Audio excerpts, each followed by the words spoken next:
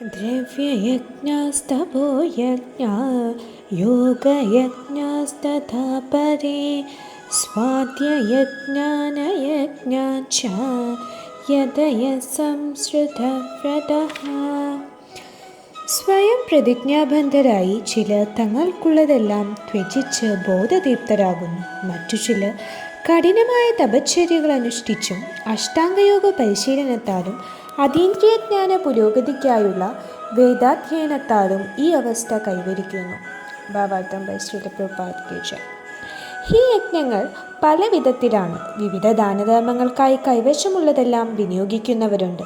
ഭാരതത്തിൽ ധനികരായ വ്യവസായികളും രാജാക്കന്മാരും ധർമ്മശാല, അന്നക്ഷേത്രം, അതിഥിശാല, അനാഥാലയം, വിദ്യാപീഠം തുടങ്ങിയ ധർമ്മസ്ഥാപനങ്ങൾ നടത്തിപ്പോരുന്നു.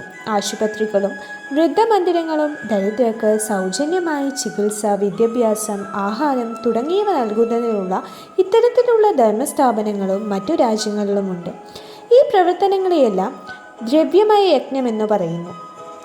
ചിലർ ജീവോത്കർഷത്തിനോ പ്രപഞ്ചത്തിൽ തന്നെയുള്ള ഉപരിലോകങ്ങൾ നേടാനോ ചന്ദ്രായണം, ചാതുർമാസ്യം തുടങ്ങിയ വ്രതങ്ങൾ സ്വമേധയാ കൈക്കൊള്ളുന്നു.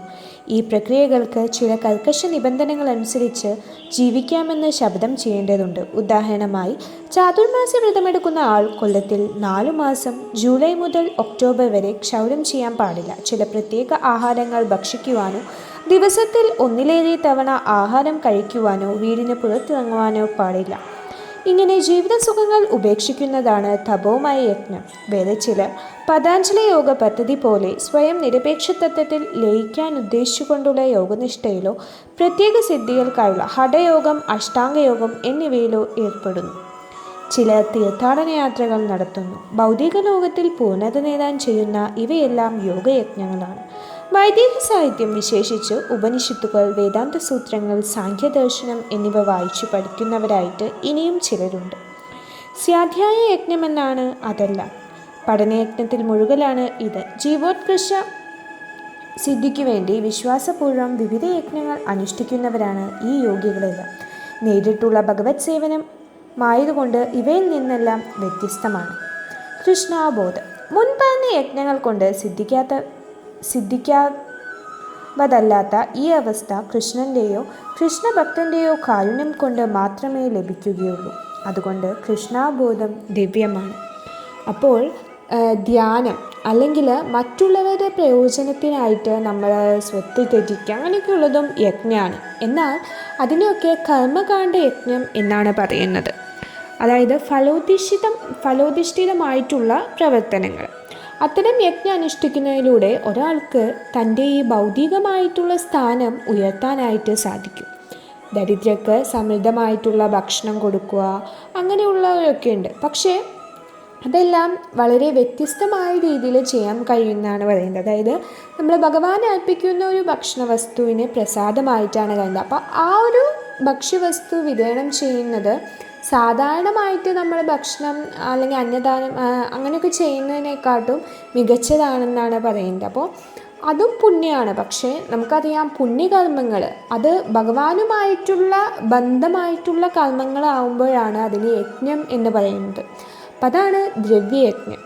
ഭക്ഷണവും വസ്ത്രവും ഒക്കെ വിതരണം ചെയ്യുന്നതിന് ദ്രവ്യയജ്ഞം എന്നാണ് പറയുന്നത്. പക്ഷേ കൃഷ്ണാബോധമായിട്ടുള്ള പ്രവർത്തനങ്ങൾ കൃഷ്ണാബോധമായിട്ട് നമ്മൾ ബന്ധിപ്പിച്ച് ചെയ്തു പോകുമ്പോൾ അതിനെയും യജ്ഞം എന്ന് പറഞ്ഞാൽ അതാണ് യജ്ഞം. യജ്ഞം എന്ന് പറഞ്ഞാൽ അറിയാം, യജ്ഞം എന്ന് വെച്ചാൽ വിഷ്ണുവിനുള്ളതാണെന്നാണ് പറയുന്നത്. ഭഗവാൻ പറയുന്നുണ്ട് ഭഗവത്ഗീതയിൽ, യജ്ഞാത്താത് കർമ്മണോന്യത്ര ലോകോയം കർമ്മബന്ധനഃ തദർത്ഥം കർമ്മ കൗന്ദേയ മുക്തസംഗഃ സമാചര. അതായത് കർമ്മം വിഷ്ണുവിനായിട്ടുള്ള യജ്ഞം എന്ന നിലയിൽ അനുഷ്ഠിക്കേണ്ടതാണെന്നാണ് പറയുന്നത്. അല്ലെങ്കിൽ അത് മനുഷ്യനെ ഭൗതിക ലോകത്തോട് കൂടുതൽ ബന്ധിക്കുകയാണ് ചെയ്യുക. അപ്പോൾ ഭഗവാൻ അർജുനനോട് പറയുന്നത് നിൻ്റെ നിർദ്ദിഷ്ട കർമ്മങ്ങളെല്ലാം ഭഗവാന്റെ സംതൃപ്തിക്കായിട്ട് ചെയ്യാനാണ് പറയുന്നത്. അങ്ങനെ ചെയ്താൽ എന്നും ബന്ധമുക്തനായിരിക്കാം എന്ന് പറയുന്നുണ്ട് ഭഗവാൻ ഭഗവത്ഗീതയിൽ. അപ്പോൾ ശ്രീ രൂപഗോസ്വാമി കൃഷ്ണാബോധത്തെ വിവരിക്കുന്നുണ്ട്. കൃഷ്ണസംബന്ധയുക്തം വൈരാഗ്യം ഉച്ചതയെന്ന്. അതായത് യാതൊന്നിലും ആസക്തിയില്ലാതെയും അതേസമയം ഭഗവാനുമായുള്ള ബന്ധമുള്ള ഏതിനെയും സ്വീകരിച്ചുകൊണ്ട് അങ്ങനെ ഒരു ഉത്തമസ്ഥിതി കൈവരിച്ച ഒരാൾ മമതാബന്ധങ്ങളെയും അതിക്രമിച്ചിരിക്കും എന്നാണ് പറയുന്നത്. അല്ലാതെ മറിച്ച് സർവ്വ വിഷയങ്ങളും അവ കൃഷ്ണനോട് ബന്ധപ്പെട്ടതാണെന്ന് അറിയാതെ ഉപേക്ഷിക്കുന്നതിൻ്റെ അങ്ങനെയുള്ള ഒരാളുടെ പരിത്യാഗം അത്ര പൂർണ്ണമല്ല എന്നാണ് രസാമൃത സിന്ധുവിൽ പറയുന്നത്. അപ്പോൾ സർവവും ഭഗവാന്റെ തന്നെയാണ്. അപ്പോൾ കൃഷ്ണാബോധമുള്ളൊരു ഭക്തനതറിയാം, എല്ലാം ഭഗവാന്റെയാണ്, എല്ലാം ഭഗവാനാണ് ഉണ്ടാക്കിയേക്കണത്, എല്ലാം ഭഗവാൻ തന്നെയാണ് പരിപാലിക്കുന്നതും എന്ന്. അപ്പോൾ അതുകൊണ്ട് അയാൾക്ക് സ്വാർത്ഥലോഭങ്ങളോ മോഹങ്ങളോ അങ്ങനെയുള്ള ചിന്തകളിൽ നിന്നൊക്കെ അങ്ങനെയുള്ള ഒരാൾ മുക്തനാകുന്നു. അപ്പോൾ തനിക്കായിട്ട് എന്തെങ്കിലും വേണം എന്ന് അങ്ങനെയുള്ളൊരു വ്യക്തി ചിന്തിക്കുന്നില്ല. കൃഷ്ണാബോധം പൂർവ്വം ആവശ്യമായത് എന്താണോ അത് സ്വീകരിക്കാനും അനുയോജ്യമല്ലാത്തത് എന്താണോ അത് ത്യജിക്കുകയും ചെയ്യാൻ അങ്ങനെയുള്ളൊരു ഭക്തന് സാധിക്കും. ഇന്ദ്രിയങ്ങൾക്കെല്ലാം അതീതനാണ് അങ്ങനെയുള്ള ഒരാൾ. അപ്പോൾ അതുകൊണ്ട് എപ്പോഴും ഭൗതിക വിഷയങ്ങളിൽ നിന്ന് ഒഴിഞ്ഞു നിൽക്കാനും സാധിക്കും.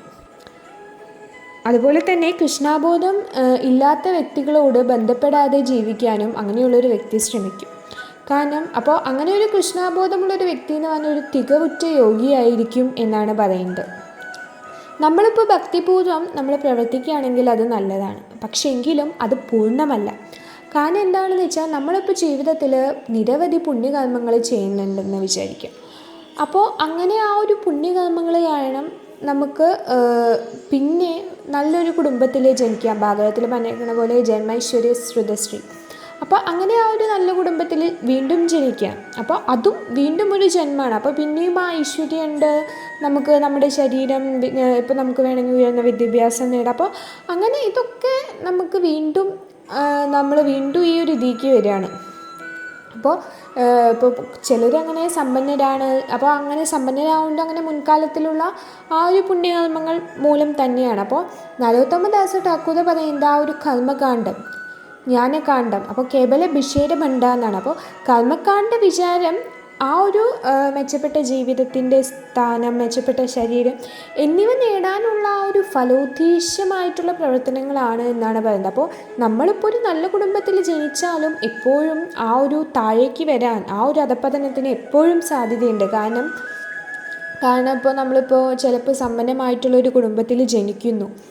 അങ്ങനെ നമ്മൾ ആ ഒരു സമ്പത്ത് കാരണം നമ്മുടെ ദുഷ്ട സഹവാസമായിട്ടാണ് നമ്മൾ പോകുന്നത് വെച്ചാൽ പിന്നെ വീണ്ടും നമ്മൾ പാപകരമായിട്ട് പ്രവർത്തിക്കാൻ തുടങ്ങുന്നു. അപ്പോൾ വീണ്ടും ആ ഒരു അധപ്പതനം.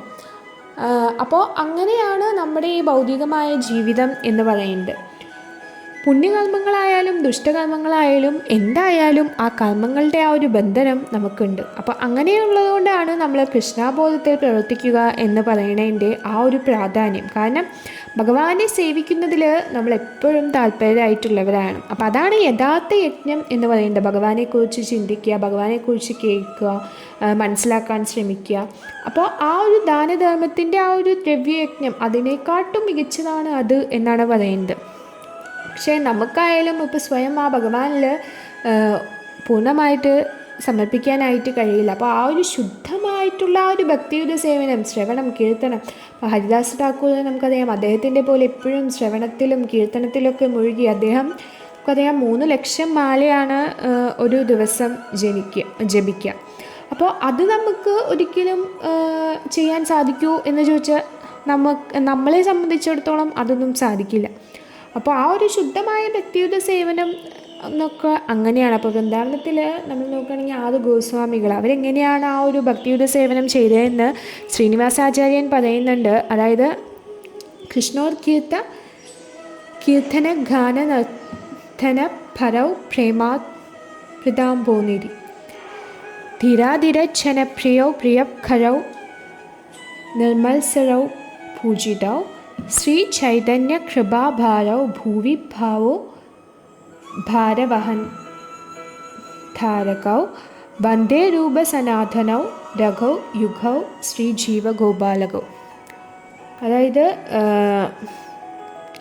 കൃഷ്ണോത്കീർത്തന ഗാന നർത്തന ഫലൗ, അതായത് അവരെപ്പോഴും ആ ഒരു ഹരേകൃഷ്ണ മഹാമന്ത്രം ജപിക്കുന്നതിൽ ഏർപ്പെട്ടിരിക്കും എന്നാണ് പറയുന്നത്. ഉത്കീർത്തനം വളരെ ഉച്ചത്തിൽ, ഉത്കീർത്തനം എന്നാണ് പറയുന്നത്.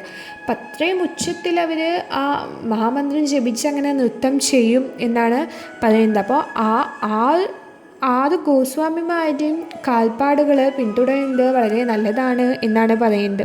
ഇപ്പോൾ ചൈതന്യ മഹാപ്രഭു ആയാലും അദ്ദേഹം എപ്പോഴും ആ ഒരു ജപത്തിലും നൃത്തത്തിലൊക്കെ ഏർപ്പെട്ടുകൊണ്ടിരിക്കുന്നത് നമുക്ക് കാണാം. അപ്പോൾ അതാണ് ചൈതന്യ ചൈതാമൃതത്തിലും അതുതന്നെയാണ് പറഞ്ഞിരിക്കുന്നത്. അപ്പോൾ ആ ഒരു വിശുദ്ധ നാമജപത്തിൻ്റെയും അങ്ങനെ നമ്മൾ നാമം ജപിച്ച് അങ്ങനെ ആ ഒരു അത്രയും ആനന്ദത്തിൽ ആ ഒരു നൃത്തം ചെയ്യുക. അപ്പോൾ അതൊക്കെയാണ് നമ്മുടെ ആ ഒരു പരിപൂർണമായ യജ്ഞം എന്ന് പറയുന്നത്. യജ്ഞ സങ്കീർത്തനെ പ്രായ. അപ്പോൾ അതാണ് ആ ഒരു സങ്കീർത്തന യജ്ഞം. ബഹുബിൽ മിലിത്വ ഗായന്തി സങ്കീർത്തനം. സങ്കീർത്തനം എന്ന് വെച്ചാൽ നമ്മളിപ്പോൾ പല ആളുകളും ഒന്നു ചേർന്ന് നമ്മൾ ജപിച്ച് അങ്ങനെ നൃത്തം ചെയ്യുമ്പോഴാണ് അങ്ങനെ സങ്കീർത്തന യജ്ഞം എന്ന് പറയുന്നത്.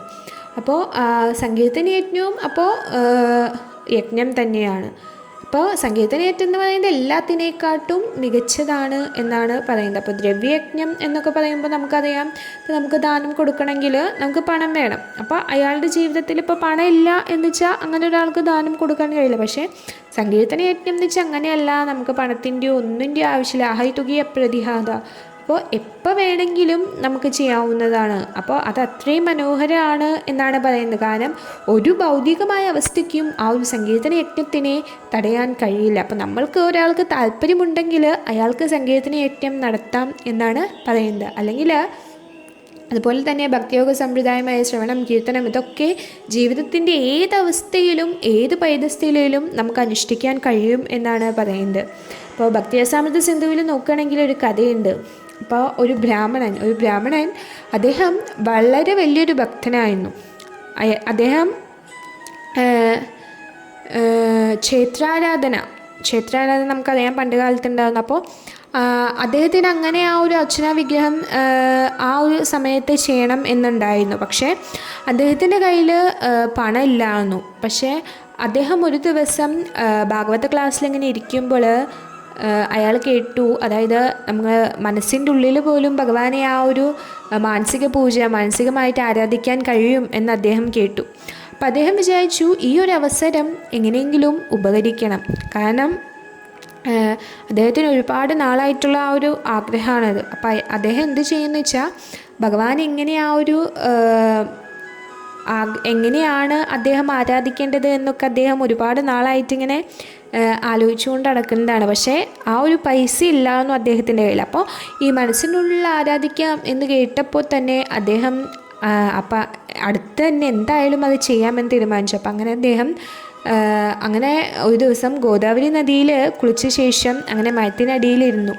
അങ്ങനെ മനസ്സിൻ്റെ ഉള്ളിൽ ഇങ്ങനെ അതിമനോഹരമായ ഒരു സിംഹാസനം ഭഗവാന് വേണ്ടി ഇരിപ്പിടം നിർമ്മിക്കും, രത്നങ്ങൾ കൊണ്ട് അലങ്കരിച്ച് അങ്ങനെ ഭഗവാനെ അതിൽ പ്രതിഷ്ഠിക്കും.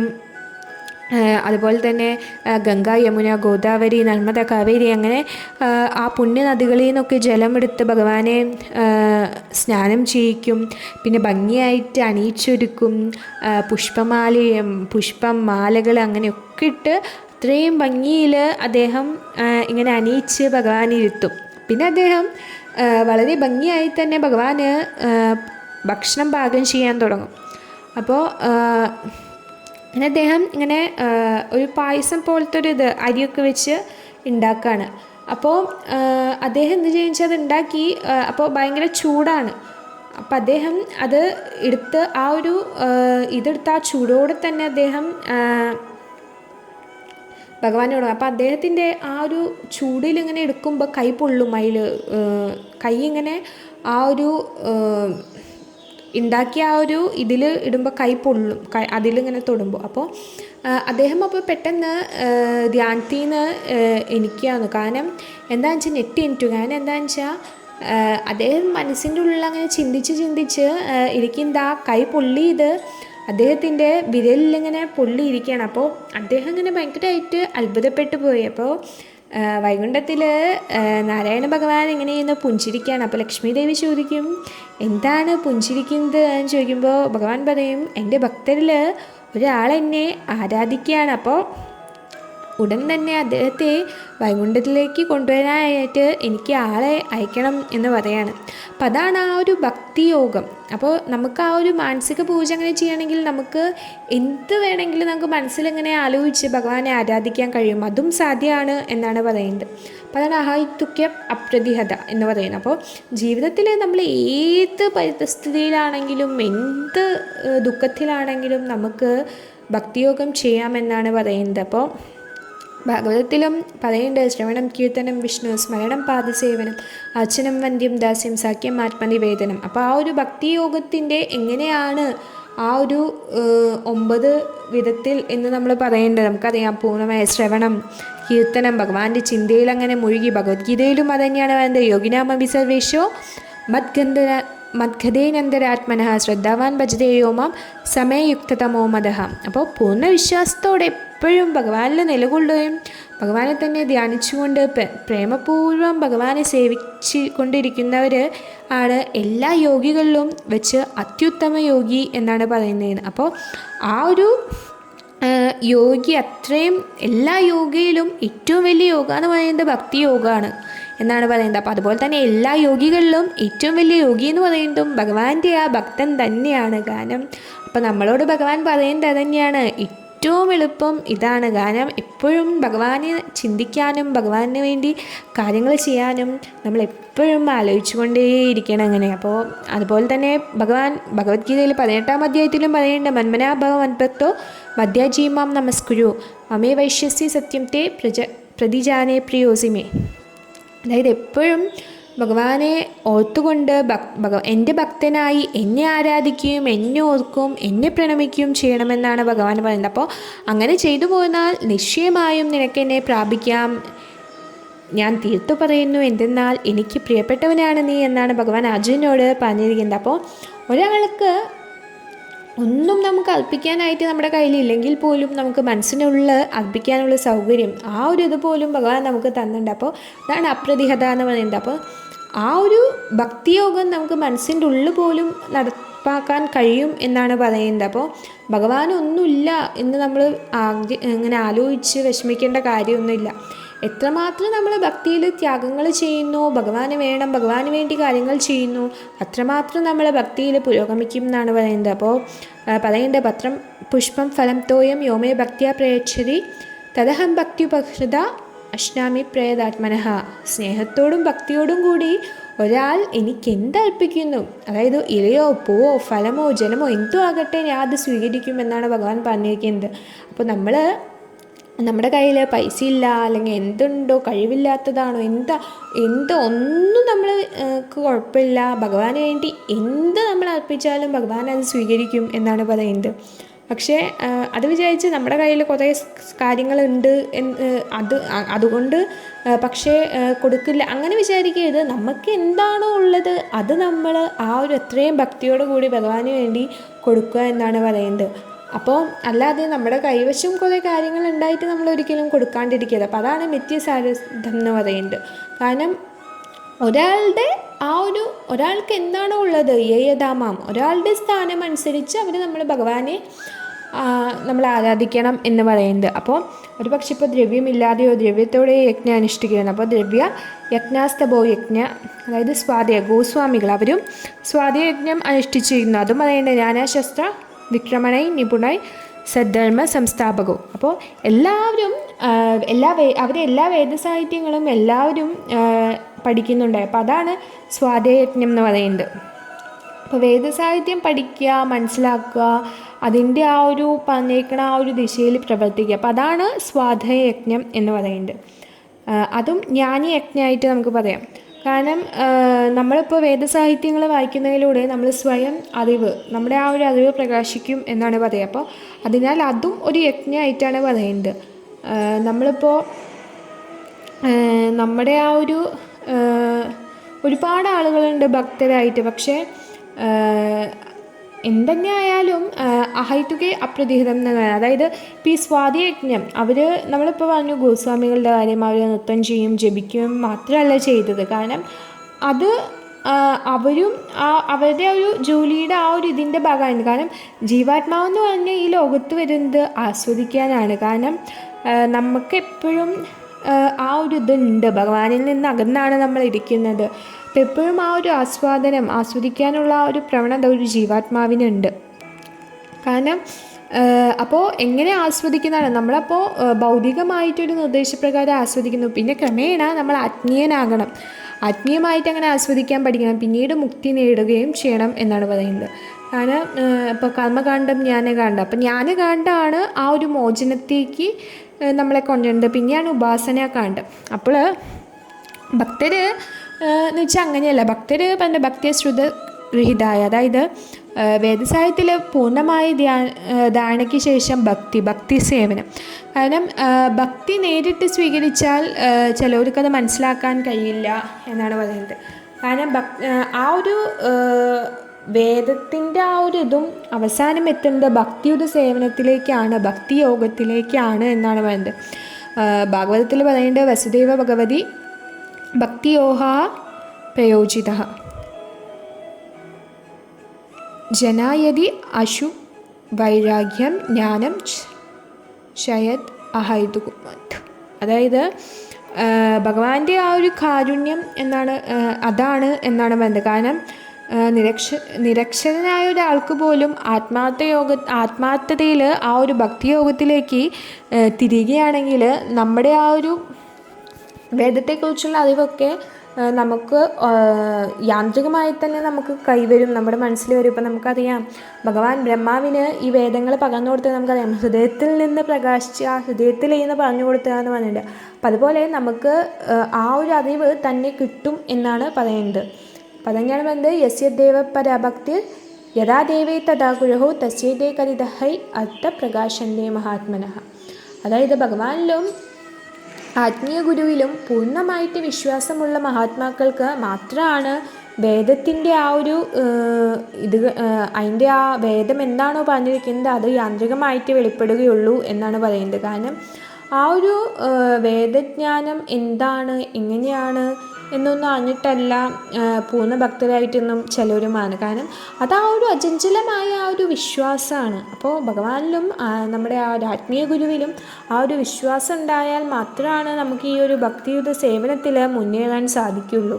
അതുപോലെ തന്നെ ഭഗവാൻ പറയുന്നുണ്ട്, അഹം സർവസ്യ പ്രഭവോ മത്ത് സർവം പ്രവർത്തതേ ഇതി മത്യ വജ്രേമാം ബുധഭാവ സമന്വിത.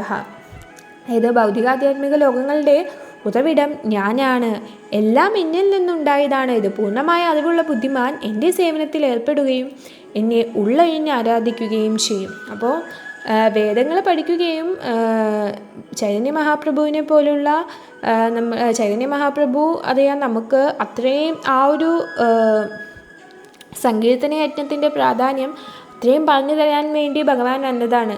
അപ്പോൾ ആ ഒരു ഉപദേശങ്ങൾ മനസ്സിലാക്കുകയും പ്രയോജനപ്പെടുത്തുകയും ചെയ്യുന്ന ഒരാൾക്ക് മാത്രമാണ് ആ ഭൗതികാധ്യാത്മിക ലോകങ്ങളിലൂടെ എല്ലാത്തിൻ്റെയും തുടക്കം ഭഗവാനാണ്, പരമദിവ്യോത്തമ പുരുഷനായ ഭഗവാൻ ശ്രീകൃഷ്ണനാണ് എന്ന് മനസ്സിലാക്കുകയുള്ളൂ. ആ ഒരു പൂർണ്ണമായ അറിവ് വന്നില്ലെങ്കിൽ ഒരിക്കലും നമുക്ക് ഭഗവാനിലേക്കുള്ള ഒരു ഭക്തിയുടെ സേവനം ചെയ്യാൻ കഴിയില്ല. അപ്പം എല്ലാം ഭഗവാനാണ് എല്ലാം നിയന്ത്രിക്കുന്നത്, എല്ലാത്തിൻ്റെയും ആസ്വാദകനും എല്ലാം ഭഗവാനാണ്. നമ്മൾ ഭഗവാന്റെ ആ ഒരു അംശം മാത്രമാണ്. അപ്പോൾ ഭഗവാൻ എന്താണ്, ഭഗവാൻ ആരാണ്, ഭഗവാനെക്കുറിച്ച് എങ്ങനെയാണ് അറിയുക, അതൊക്കെ നമ്മൾക്ക് അറിയണം. അപ്പോൾ ഭഗവാനിലാണ് എല്ലാത്തിൻ്റെയും തുടക്കം ഭഗവാനിലാണെന്ന് അറിഞ്ഞാൽ മാത്രമാണ് നമുക്ക് ആ ഒരു ഭക്തിയുടെ സേവനത്തിൽ ഉറച്ചു നിൽക്കാനും ആ ഒരു ഭക്തിയോഗത്തിൽ മുന്നോട്ട് പോകുവാനും സാധിക്കുകയുള്ളൂ. അല്ലാതെ ഒരിക്കലും നമുക്ക് എത്ര വേദങ്ങൾ പഠിച്ചാലോ എന്ത് പഠിച്ചാലും ഒരിക്കലും എന്താണെന്നോ, ഇപ്പോൾ നമുക്കറിയാം വേദങ്ങൾ പഠിച്ചാലും ജ്ഞാനികൾക്ക് പോലും ഭഗവാനെ ആരാന്ന് അറിയാൻ സാധിക്കുന്നില്ല എന്ന് പറയുന്നുണ്ട്.